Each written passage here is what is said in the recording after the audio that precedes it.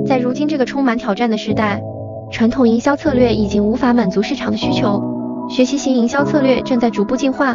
以满足市场的多元化需求。在这个时代，营销不能再只靠策略分析、大数据和无限创意，因为这样无法让我们真正聆听消费者的故事，无法得知消费者对产品或品牌真实的感觉和隐藏的想法。在今天，任何消费者洞察都必须以同理心为基点，才能更好地了解消费者的所思所想，